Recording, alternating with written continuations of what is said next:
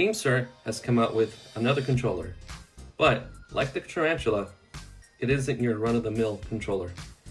It's a breath of fresh air because lately they've come out with controllers that sometimes overlap each other when it comes to their current catalog, and it makes you wonder, what was the point of releasing it in the first place? Here's looking at you, T7. The Cyclone 2 has a lot going for it when it comes to features packed into a controller for its price of $56. You get some neat stuff such as hair lock triggers, this charging stand, 1000 hertz polling rate, and a new kind of thumbstick that they call Mag-Res TMR sticks, which I'll go over later. Now, let's get on with the intro.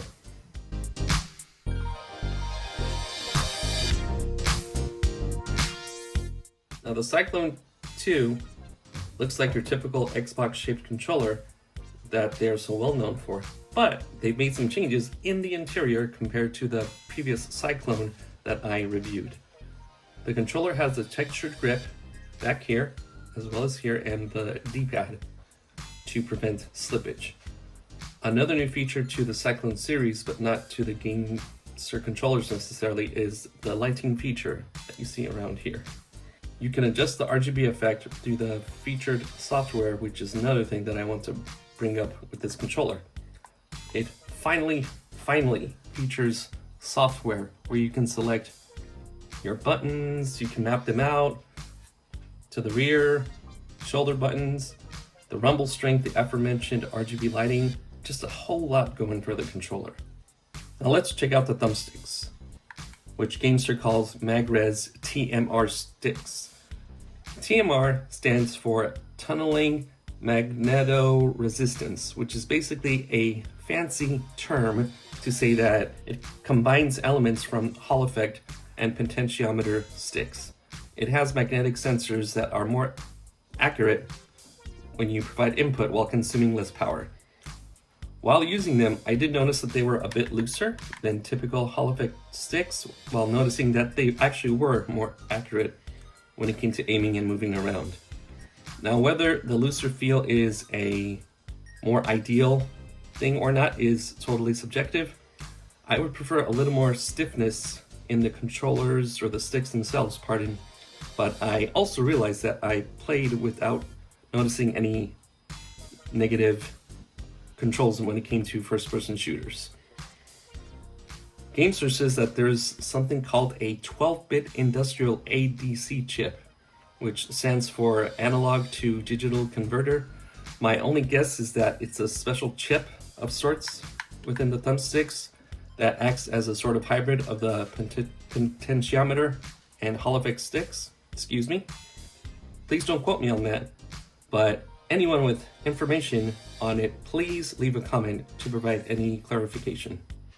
Next, let's look at the D-pad.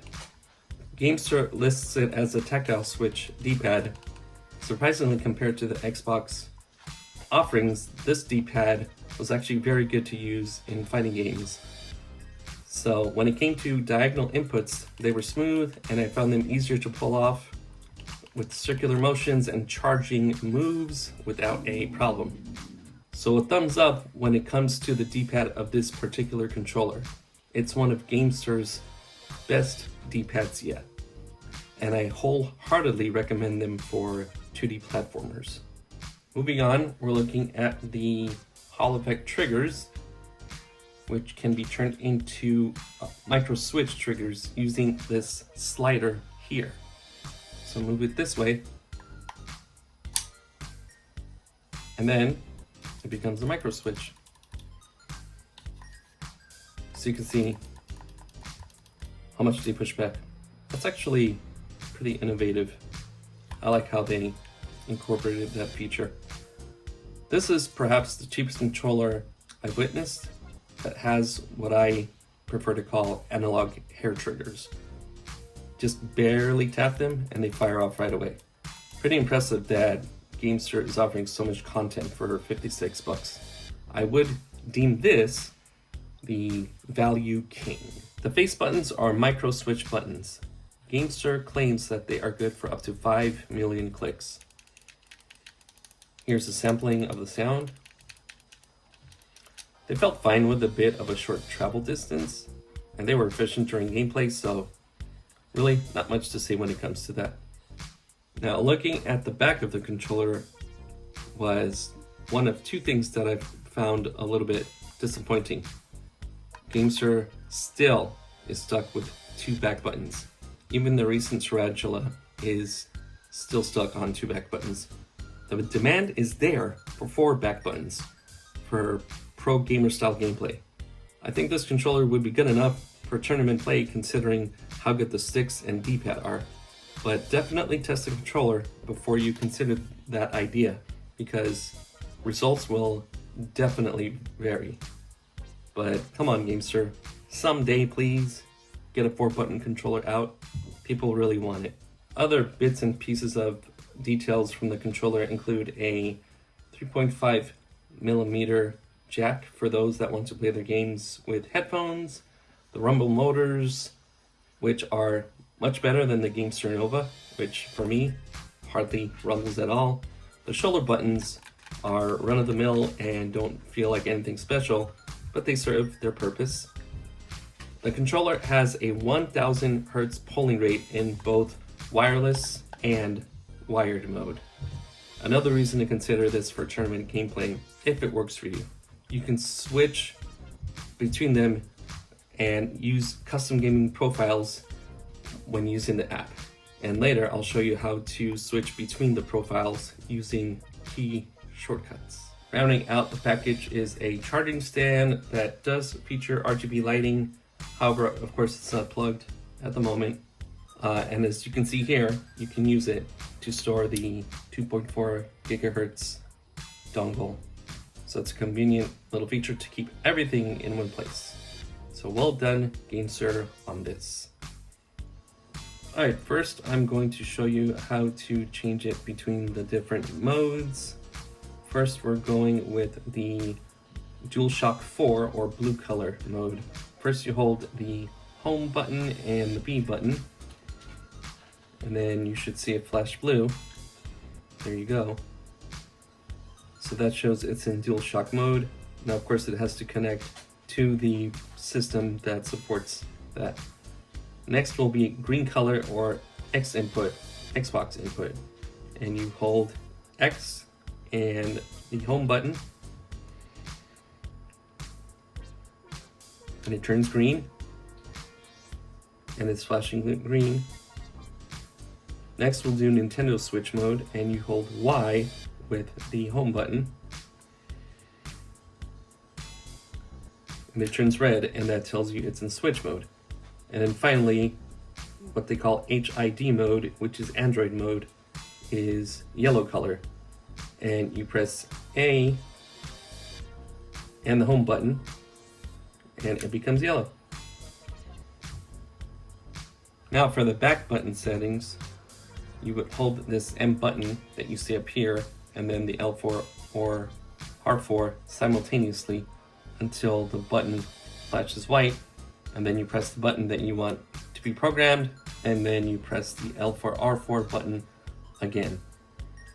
When the home indicator button returns to the mode color, then that tells you that the button setting is activated. In order to cancel it, you do the same again by holding the M button and L4 or R4 at the same time until the home indicator slowly flashes white, Then you press the L4R button again. When the home indicator returns to the mode color, the L4R4 cancellation is all set and you're good to go. Now, if you hold the M button and then cycle through the different buttons, for example, you press X 6 times, the first button press is slow, and then it gradually becomes quicker, medium, fast, and then off. So there's 4 modes, and you can basically use them for any of these buttons to set up your turbo settings. To clear the turbo function, you double click on the M button. Now, if you want to go into hair trigger mode, you press M, and then the LT, RT buttons for 2 seconds. After the hair trigger mode is enabled, the home indicator flashes and it shows that the LTRT is pressed. In order to increase the vibration level, you hold M and then you press up and down. See, if you can tell, you can hear the motor. And it gets stronger or weaker as you go up or down, up to 5 levels, where now it's off.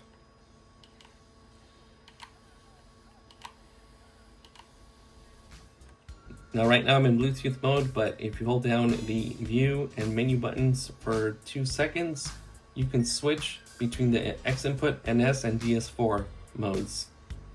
And you can cycle through them. So make sure you hold those for 2 seconds to get those modes. And then lastly, and I think one of the cool features, hold M and press the right stick, and you can cycle through the 4 profiles. If you can see the middle button, or excuse me, the middle lights. Very nice. Now for some Marvel versus Capcom.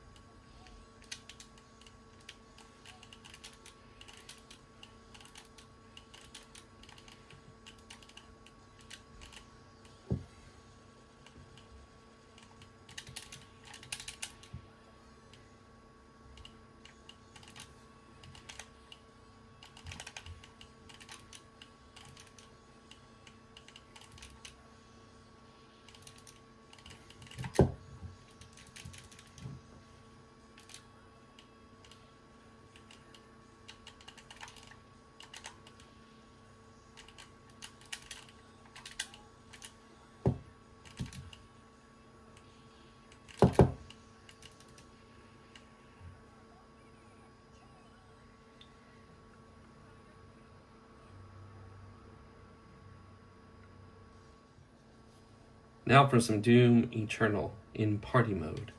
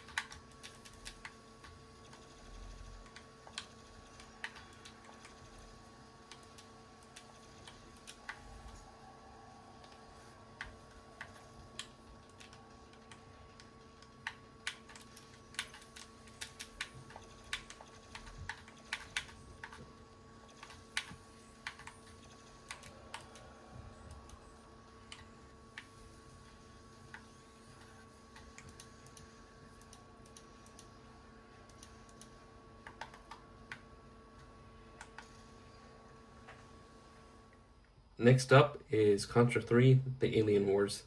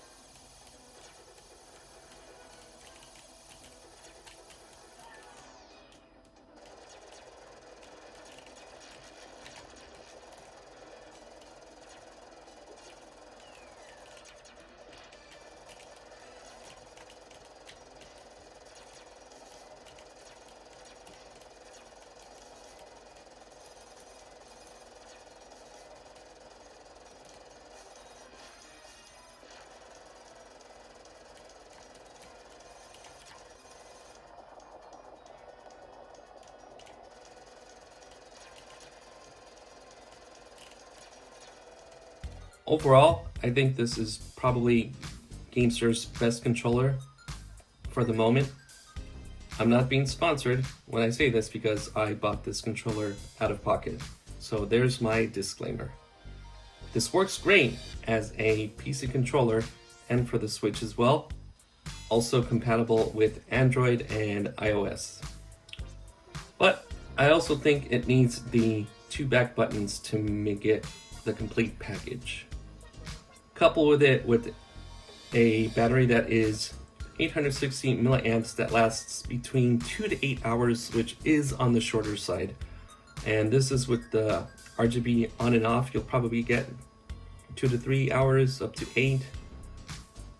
I probably averaged about 4 with everything turned on because I didn't use the rumble very much. I give this controller a high recommendation, especially since it won't break the bank. Just know that GameSir's support occasionally becomes an afterthought. As always, thanks for listening. Till next time, take care.